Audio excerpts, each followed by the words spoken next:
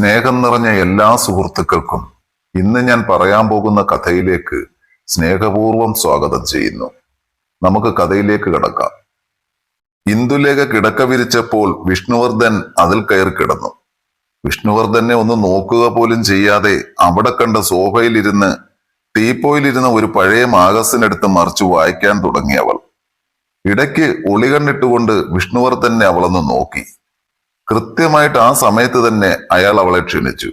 ബാ, നിനക്കെന്റെ കൈത്തണ്ടയിൽ കിടന്ന് നെഞ്ചത്ത് വിരലോടിച്ച് എന്നോട് വർത്തമാനം പറയണ്ടേ? വാ. വേണ്ട വേണ്ട, എനിക്കൊന്നും പറയണ്ട. അല്ലേ, നീയല്ലേ ചെന്നൈയിൽ നിന്നും പറഞ്ഞത്? തറവാട്ടിൽ അന്ന് ആദ്യമായി നമ്മൾ വന്നപ്പോൾ ഇങ്ങനെ കിടക്കാൻ അന്ന് ഒരുപാട് കൊതിച്ചിട്ടുണ്ടെന്ന്.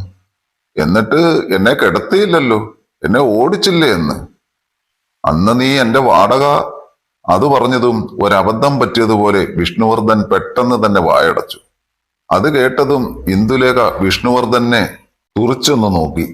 വിഷ്ണുവർദ്ധനും ഏതാണ്ട് അതേ അവസ്ഥയിൽ തന്നെ അവളുടെ പ്രതികരണം അറിയാണ്ട് നോക്കി നിന്നുപോയി. ഇരുവർക്കും ചിരി പൊട്ടി.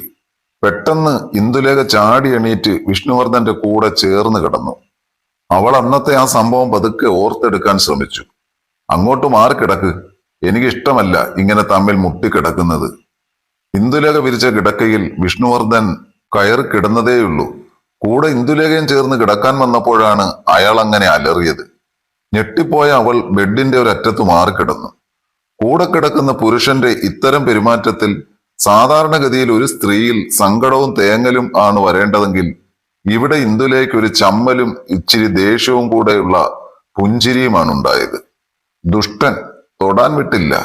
ബലിഷ്ഠമായ ആ കൈത്തണ്ടയിൽ തല ചേർത്തുകൊണ്ട് വിരിഞ്ഞു കിടക്കുന്ന രോമാവൃതമായ അവന്റെ മാറിൽ വിരലോടിച്ച് അവനോട് കൊഞ്ചിക്കൊഴഞ്ഞു കിടക്കാൻ മോഹിച്ച അവൾക്ക് അവന്റെ പൊട്ടിത്തെറി ഒരു തിരിച്ചടിയായി. പിന്നെന്തിനാ കെട്ടിയെഴുന്നള്ളിച്ച് എന്നെ ഇങ്ങോട്ട് കൊണ്ടുവന്നത്? അവൾക്ക് അങ്ങനെ ചോദിക്കാതിരിക്കാനായില്ല. എടീ പുല്ലേ, നിന്നോട് ഞാൻ പറഞ്ഞതല്ലേ എല്ലാം? ഉവ്വ്, അവൾ പരിഭവത്തോടെ മൂളി. എങ്കിലാ ലൈറ്റം കണക്കി, എനിക്ക് ഉറങ്ങണം. ബെഡ് ലാമ്പിന്റെ സൈഡിലുള്ള സ്വിച്ച് ഓഫ് ചെയ്ത് റൂമിലെ ലൈറ്റ് അണച്ചു. അല്പം കഴിഞ്ഞപ്പോൾ വിഷ്ണുവർദ്ധന്റെ കൂർക്കമ്മലി കേട്ടു. ഈശ്വര, ഇയാൾക്ക് ഇതെങ്ങനെ സാധിക്കുന്നു? സുന്ദരിയായ ഒരു പെണ്ണിനെ തഞ്ചത്തിൽ കിട്ടിയിട്ടും അത്തരം കാര്യങ്ങളിൽ ഒന്നും ശ്രദ്ധിക്കാതെ നിഷ്കളങ്കമായിട്ട് കിടന്നുറങ്ങുന്നത് കണ്ടില്ലേ? അവൾക്ക് അത്ഭുതം തോന്നി. ഒപ്പം തന്റെ ജീവിതത്തിൽ സംഭവിച്ചുകൊണ്ടിരിക്കുന്ന അവസ്ഥയോട് പുച്ഛവും. അല്ലെങ്കിൽ ആരായി വിഷ്ണുവർദ്ധൻ? ബിസിനസ് ചെയ്യുന്ന ചെറുപ്പക്കാരിൽ സൗന്ദര്യവും പണവും ഒരുപോലെ അനുഗ്രഹിച്ച ഒരു യുവാവ്. എന്തിനാ വിവാഹം പോലും കഴിക്കാത്ത താൻ ഇയാളോടൊപ്പം യാത്ര പുറപ്പെട്ടത്? എന്തിനാണ് ഇയാളുടെ കിടപ്പറയിൽ കഴിയുന്നത്? അതൊരു കഥയാണ്. വിഷ്ണുവർദ്ധന്റെ കൂടെ യാത്ര തിരിക്കാനുള്ള കഥയുടെ കാരണം ഇന്ദുലേഖയുടെ മനസ്സിൽ തെളിഞ്ഞു വന്നു. അച്ഛന്റെ ചികിത്സയ്ക്കുള്ള പണം കണ്ടെത്താനാവാതെ കഷ്ടപ്പെടുന്ന അമ്മ. ആ അമ്മയുടെ മുമ്പിൽ ദൈവം കൊണ്ടുവച്ച വഴിയായിരുന്നു ഈ വിഷ്ണുവർദ്ധന്റെ കൂടെ ചെന്നൈയിൽ നിന്നും കേരളത്തിലേക്കുള്ള യാത്ര. വിഷ്ണുവർദ്ധൻ ചെന്നൈയിൽ ഒരു IT സൊല്യൂഷൻ കമ്പനി നടത്തുന്നു. അവരുടെ കമ്പനി സെലിബ്രേഷനിൽ ഒരു പ്രാവശ്യം അമ്മയുടെ ഡാൻസ് ഉണ്ടായിരുന്നു. അങ്ങനെയാണ് വിഷ്ണുവർദ്ധനെ അമ്മ പരിചയപ്പെടുന്നത്. ഇത്രയും ചെറുപ്പത്തിൽ തന്നെ വലിയൊരു കമ്പനിയുടെ തലപ്പത്തിരിക്കുകയും അതിനെ നിയന്ത്രിക്കുകയും ചെയ്യുന്ന അദ്ദേഹത്തിന്റെ ആ മിടുക്ക് അമ്മ പലപ്പോഴും വീട്ടിൽ പറയാറുണ്ട്. ചെന്നൈ ഹെറിറ്റേജ് കൾച്ചറിന്റെ നാടകവേദിയിലെ പ്രധാന കഥാപാത്രമായി അഭിനയിക്കുന്ന നടിയായിരുന്നു അമ്മ. പ്രായമായപ്പോൾ ആ സ്ഥാനത്ത് മറ്റു ചിലർ കടന്നു വന്നതോടുകൂടി അമ്മയ്ക്കുള്ള അവസരം നഷ്ടമായി. അതിനുശേഷം അവിടുത്തെ സംസ്ഥാന നൃത്തമായ ലാവണി ഡാൻസ് പഠിപ്പിക്കുന്നതിലായി അമ്മയുടെ ശ്രദ്ധ.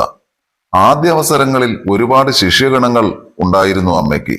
സമാന്തര നൃത്തവിദ്യാലയങ്ങൾ പലയിടത്തും ആയപ്പോൾ ആ വരുമാനവും കുറഞ്ഞു വന്നു. എങ്കിലും ഇപ്പോഴും അതേ ഫീൽഡിൽ തന്നെ തുടരുന്നു. അസുഖം വന്നതോടുകൂടി മുനിസിപ്പൽ ശിപായി ആയിരുന്ന അച്ഛനും ജോലിക്ക് പോകാൻ പറ്റാതായി. വിഷ്ണുവർദ്ധനെ കുറിച്ച് അമ്മ പറഞ്ഞു കേട്ടിട്ടുള്ള അറിവേ തനിക്കുള്ളൂ. കേരളത്തിൽ കേളികേട്ട ഏതോ ഒരു വലിയ തറവാട്ടിലെ അംഗമാണ് വിഷ്ണുവർദ്ധൻ. അച്ഛനമ്മമാർ നേരത്തെ മരിച്ചുപോയതിനാൽ മുത്തച്ഛന്റെ കീഴിലാണ് അദ്ദേഹം വളർന്നത്. ഉപരിപഠനത്തിനു വേണ്ടി ചെന്നൈയിൽ പഠിക്കാനെത്തിയ വിഷ്ണുവർദ്ധൻ ഇതിനിടയിൽ ചെന്നൈയിൽ ഒരു പെൺകുട്ടിയെ സ്നേഹിച്ചു. കാമുകിയോടുള്ള സ്നേഹം കൊണ്ടും ബിസിനസ് ചെയ്യാനുള്ള ആഗ്രഹം കൊണ്ടും പഠനത്തിന് ശേഷം നാട്ടിലെത്തിയിട്ടും വിഷ്ണുവർദ്ധന്റെ മനസ്സ് ചെന്നൈയിൽ തന്നെ അലഞ്ഞു. ഇത് മനസ്സിലാക്കിയ മുത്തശ്ശൻ തനിക്ക് ഇഷ്ടമുള്ള ബിസിനസ് തുടങ്ങാൻ വേണ്ടി പണം നൽകി. വിഷ്ണുവർദ്ധനോട് ആവശ്യപ്പെട്ടു. അങ്ങനെയാണ് ചെന്നൈയിൽ പഠിക്കുമ്പോൾ പരിചയമുള്ള ഒരു സുഹൃത്തിന്റെ കൂടെ ഒരു കമ്പനിയിൽ പാർട്ണർ ആവാൻ വേണ്ടി ഇൻവെസ്റ്റ് ചെയ്യുന്നത്. ചെന്നൈയിൽ വിഷ്ണുവർദ്ധനെ പോലുള്ള ഒരു MBA-കാരന് നന്നായി വളരാൻ പറ്റി. കമ്പനിയുടെ പ്രോഫിറ്റ് ഗ്രോത്ത് കൂടിയപ്പോൾ പട്ടണത്തിൽ തന്നെ പലയിടത്തും പുതിയ പുതിയ കമ്പനികൾ തുടങ്ങി. ഇതിനിടെ സ്നേഹിച്ച പെണ്ണിനെ വിവാഹം ചെയ്യാൻ തീരുമാനിച്ചു.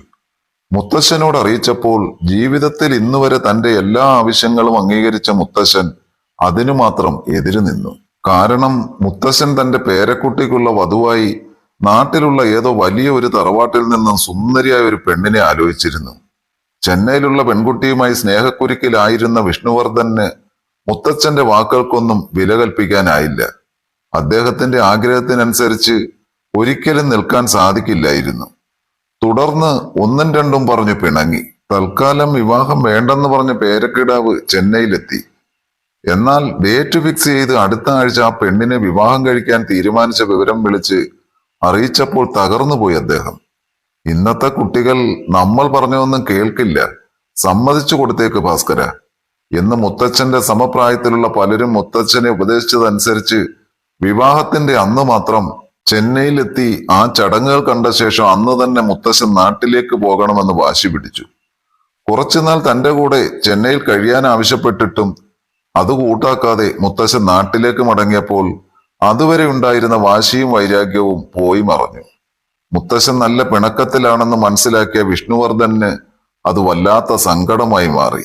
അരുമയായി തന്നെ വളർത്തിയ മുത്തശ്ശനെ ധിക്കരിച്ച് യാദൃച്ഛികമായി പെട്ടെന്ന് രജിസ്റ്റർ മാരേജ് ചെയ്ത് കല്യാണം കഴിക്കേണ്ടി വന്ന സാഹചര്യത്തെ സ്വയം ശപിച്ചുകൊണ്ട് വിഷ്ണുവർദ്ധനൻ ഭാര്യയോടൊത്ത് ചെന്നൈയിൽ എങ്ങനെ കഴിയവെയാണ് ആ ഒരു ദുരന്തം വന്നുപെട്ടത്. തായ്ലൻഡിലും പല സ്ഥലങ്ങളിലുമൊക്കെ ഹണിമൂൺ ആഘോഷിച്ച് വീട്ടിലേക്ക് വരും വഴി ആ ഒരു ആക്സിഡന്റ്. വിഷ്ണുവർദ്ധനും ഭാര്യയും സഞ്ചരിച്ച കാർ ഒരു കണ്ടെയ്നർ ലോറിയിൽ തട്ടി. നിയന്ത്രണം വിട്ട കാർ റോഡിന്റെ ഒരു സൈഡിലുള്ള കൊക്കയിലേക്ക് മറിഞ്ഞു. ഇടിയിൽ തുറന്ന ഡ്രൈവിംഗ് സൈഡിലുള്ള ഡോറിൽ നിന്നും വിഷ്ണുവർദ്ധൻ രക്ഷപ്പെട്ടു. ഭാര്യ തൽക്ഷണം മരിച്ചു. ആ വിവരം അപ്പൂപ്പനെ അറിയിക്കാതെ അവൻ ഇതുവരെ കൊണ്ടു നടക്കുകയായിരുന്നു വിഷ്ണുവർദ്ധൻ. അപ്പൂപ്പൻ അസുഖമായപ്പോഴാണ് അവനെ നാട്ടിലേക്ക് വിളിപ്പിച്ചത്. നാട്ടിലുള്ള ഭീമമായ സ്വത്തുക്കളുടെയും പണത്തിന്റെയും ഏക അവകാശിയായ അപ്പൂപ്പൻ അതൊക്കെ അവന്റെ പേരിലേക്ക് ട്രാൻസ്ഫർ ചെയ്യാനും റെക്കോർഡുകൾ മാറ്റി എഴുതാനും വേണ്ടി വിളിപ്പിച്ചതിനാലാണ് അവന്റെ ഈ യാത്ര. കൂടെ ഭാര്യയില്ലാതെ പോയാൽ അപ്പൂപ്പന് വിഷമമാകും എന്ന് കരുതിയാണ് ഒരു ഭാര്യയെ തന്നെ വാടകയ്ക്കെടുത്തത്. വിഷ്ണുവർദ്ധൻ അവന്റെ അവസ്ഥയെല്ലാം തന്റെ അമ്മയോട് തുറന്നു പറഞ്ഞാണ് തന്നെ ഈ ഒരു നിയോഗത്തിന് അദ്ദേഹത്തിന്റെ കൂടെ വിട്ടത്. തനിക്കിത് കേട്ടപ്പോൾ ആദ്യം അത്ഭുതമായിരുന്നു. ഒരു മനുഷ്യന്റെ കൂടെ ഭാര്യയെ കുറച്ച് ജീവിക്കാൻ പോവുക. കുഞ്ഞുനാളിലെ അച്ഛന്റെ കൂടെ ചെന്നൈയിൽ വന്ന അമ്മ ഇവിടുത്തെ വൃത്തികെട്ട ചില ചേരിയിലെ സംസ്കാരം തന്നെ പഠിപ്പിക്കുകയാണോ? അങ്ങനെ പോലും തോന്നിപ്പോയത് കൊണ്ട് താൻ ബഹളം വെച്ചു. ഇവിടുത്തെ ചില മതാലസകളെ പോലെ എന്നെയും അങ്ങനെ ആക്കാനാണോ അമ്മയുടെ പാവം? ടപ്പേ എന്ന് കരണം പുകച്ചുകൊണ്ട് അതിന് മറുപടി കിട്ടി അമ്മയുടെ കയ്യിൽ നിന്നും. ശേഷം ഒരൊറ്റ കരച്ചിലായിരുന്നു അമ്മയുടെ മറുപടി. എന്റെ മോളെ, ഞാൻ അങ്ങനെ ചെയ്യുമോ നിന്നെ? അതിനുവേണ്ടിയാണ് ഇല്ലാത്ത കാശു മുടക്കി നിന്നെ MBA വരെ കഷ്ടപ്പെട്ട് പഠിപ്പിച്ചത്. നിനക്കൊരു ജോലിക്ക് വേണ്ടി ഞാൻ വിഷ്ണുവർദ്ധന്റെ കമ്പനിയിൽ പോയപ്പോൾ നിന്റെ മുഖം കണ്ടപ്പോഴാണ് അവൻ അവന്റെ സങ്കടാവസ്ഥ പറഞ്ഞത്. നിനക്ക് ജോലി തരാമെന്നും അവൻ ഉറപ്പിച്ചു. അതിനു മുമ്പായി അവൻ ഈ ഒരു സഹായം നമ്മൾ ചെയ്തു കൊടുക്കണം, അത്രയേ വേണ്ടൂ. നിനക്കെന്തെങ്കിലും സംശയമുണ്ടെങ്കിൽ നീ വരുമോ എന്റെ കൂടെ നിന്റെ സർട്ടിഫിക്കറ്റും കൊണ്ട്? എന്റെ മൊബൈലിൽ നിന്നും നിന്റെ ഫോട്ടോ കണ്ടപ്പോൾ തന്നെ അവനിൽ ചില ഭാവമാറ്റങ്ങൾ ഞാൻ ശ്രദ്ധിച്ചിരുന്നു. അങ്ങനെ കുറച്ചു കഴിഞ്ഞപ്പോൾ നിന്നെ ജോലിക്കെടുക്കുന്നു എന്ന കാര്യം പറഞ്ഞു. അങ്ങനെ നിന്നെ സെലക്ട് ചെയ്തതാണ്. പിന്നീട് എനിക്ക് മനസ്സിലായത് അവന്റെ മരിച്ചുപോയ ഭാര്യയുടെ മുഖച്ഛായ നിനക്കുണ്ട് എന്നതാണ് നിന്റെ ക്വാളിഫിക്കേഷൻ. എങ്കിലും എന്നോട് അവൻ താഴ്മയായി ഒരു കാര്യം അപേക്ഷിച്ചു. അവന്റെ മുത്തച്ഛന്റെ അടുത്ത് അവന്റെ ഭാര്യയായിട്ടുള്ള ഒരു വേഷം ചെയ്യണമെന്ന് മാത്രം. അവൻ വളരെ സിൻസിയറായി ആ കണ്ടീഷൻ വെച്ചപ്പോൾ എനിക്ക് സമ്മതം മൂളേണ്ടി വന്നു. MBA സ്റ്റുഡന്റ് ആണെങ്കിൽ പിന്നെ സർട്ടിഫിക്കറ്റ് ഒന്നും നോക്കണ്ട എന്നവൻ പറഞ്ഞതാണ്. അതാണ് അവൻ അപ്പോൾ തന്നെ ജോലിയും വാഗ്ദാനം ചെയ്തത്. അപ്പോ തൊട്ട് വിഷ്ണുവർദ്ധനെ ഒന്ന് കണ്ടാൽ കൊള്ളാമെന്ന് തനിക്ക് തോന്നി. അങ്ങനെയാണ് അമ്മയുടെ കൂടെ ചെല്ലാൻ സമ്മതിച്ചത്.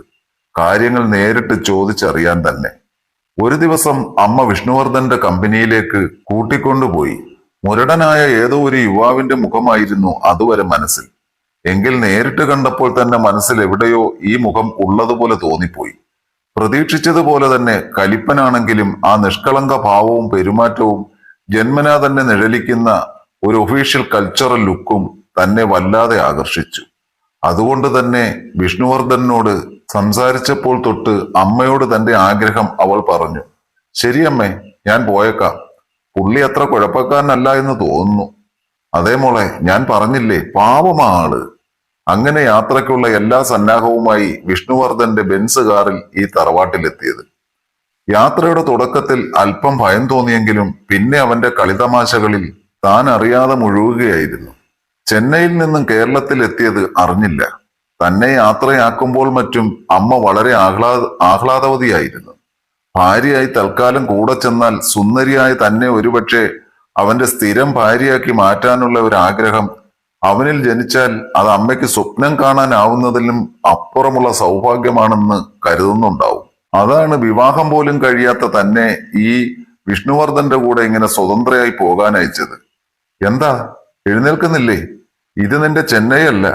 ഇവിടെ അതിരാവിലെ എണീറ്റ് പെണ്ണുങ്ങൾ കുളിച്ച് അടുക്കളയിൽ പ്രവേശിക്കുന്നതാണ് ചടങ്ങ്.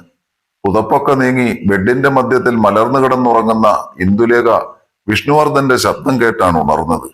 വിഷ്ണുവർദ്ധൻ രാവിലെ എഴുന്നേറ്റ് കുളിയൊക്കെ കഴിഞ്ഞ് അലമാരിയിലെ കണ്ണാടിയിൽ നോക്കി മുടി ചീകി കണ്ണാടിയിൽ കാണുന്ന ഇന്ദുലേഖയുടെ പ്രതിബിംബത്തോട് ചോദിച്ചു, ആണോ? അങ്ങനെയൊക്കെ ഉണ്ടോ?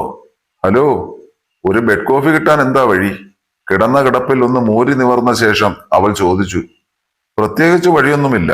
ഇതിലെ നേരെ പോയാൽ അടുക്കളയിലെത്തും. അവിടെ ജാനി ചേച്ചി ഉണ്ടാകും. അവൾ എഴുന്നേറ്റ് ഫ്രഷായി വന്ന ശേഷം അടുക്കളയിലേക്ക് പോയി. തിരിച്ചു വന്ന അവളുടെ കയ്യിൽ 2 കപ്പ് കോഫി ഉണ്ടായിരുന്നു.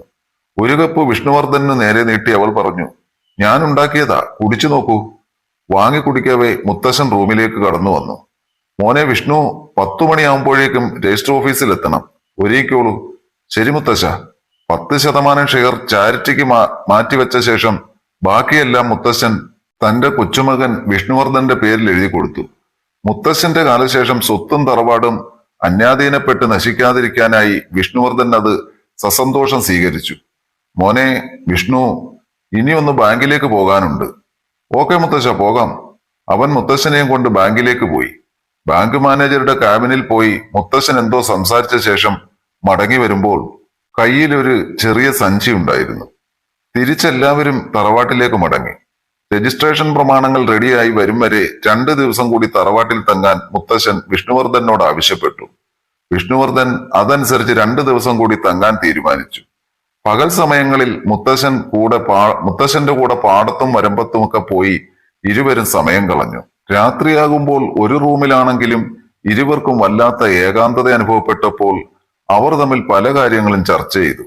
ഇരുവരുടെയും ഉള്ളു തുറന്നുള്ള ആ സംസാരത്തിൽ അവർ തങ്ങളെ തന്നെ മറന്നു. പരസ്പരം അതിൽ ലയിച്ചു. വിഷ്ണുവർദ്ധന് ഇന്ദുലേഖയുടെ പെരുമാറ്റവും സംസാരവും ഏറെ ഇഷ്ടപ്പെട്ടു തുടങ്ങി. ഇന്ദുലേഖയ്ക്കും വിഷ്ണുവർദ്ധനെ വളരെ ഇഷ്ടമായി.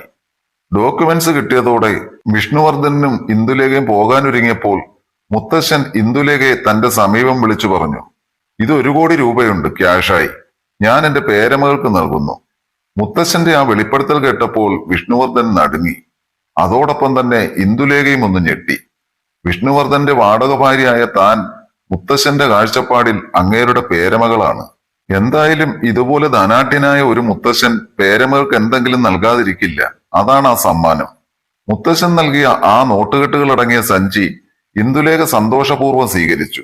അത് കാണെ വിഷ്ണുവർദ്ധന്റെ നെറ്റി ചുളിഞ്ഞു. എന്നാൽ യാതൊരു സങ്കോചവും കൂടാതെ ഇന്ദുലേഖ അത് അപ്പടി വിഷ്ണുവർദ്ധന്റെ കയ്യിൽ കൊടുത്തിട്ട് പറഞ്ഞു, ഭാര്യയുടെ എന്തും ഭർത്താവിനുള്ളതല്ലേ, ഇതിരിക്കട്ടെ.